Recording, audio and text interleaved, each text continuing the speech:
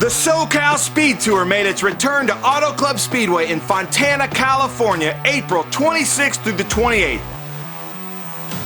This event featured SVRA and the So-Cal Historic Sports Car Festival, the Trans Am Series presented by Pirelli West Coast Championship, the Formula Car Challenge presented by Goodyear, and the Formula Pro USA F4 Western Championship presented by Exclusive Racing.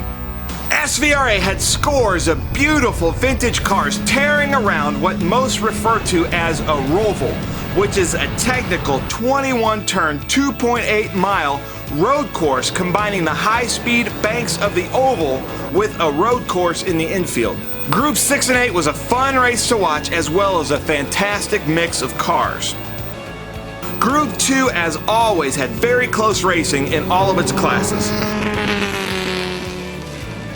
The stock car group had a large field of great stock cars and fantastic racing on the oval and the parts of the infield.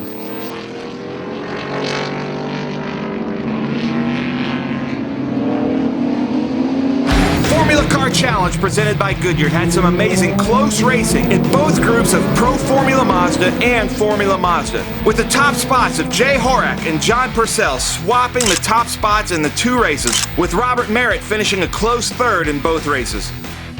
Bill Weaver won both Formula Mazda races, but it was not easy keeping Brad Drew, Dutch Schultz, and Bruce Semler in his mirrors.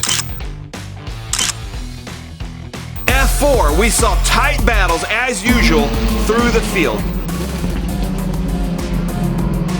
Alan Tang, Marco Kasich, and Race Dykstra were close both races, but the first race, Alan Tang went out with a mechanical, moving Kyle Lowe to third, Marco second, and Race first.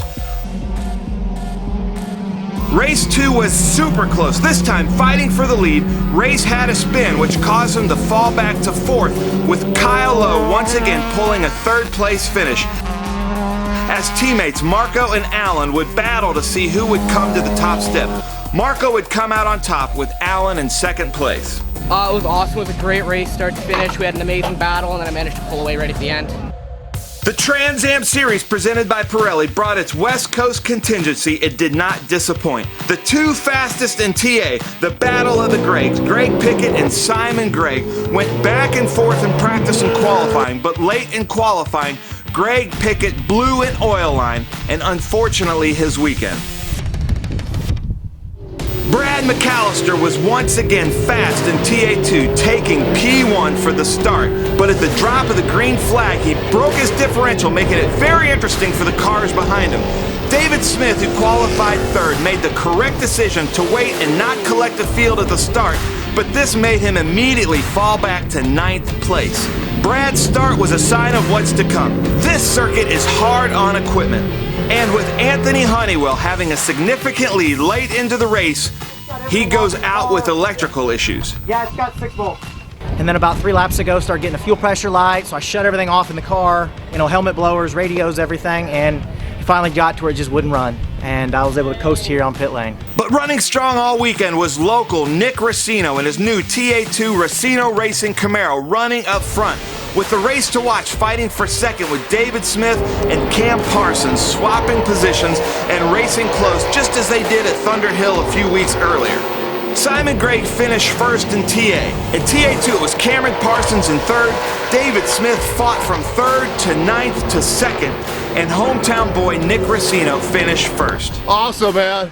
That was crazy. Live like 25 minutes down the road, so these are friends, family, sponsors, neighbors, cousins, girlfriend's family, friends from the internet that I don't even know.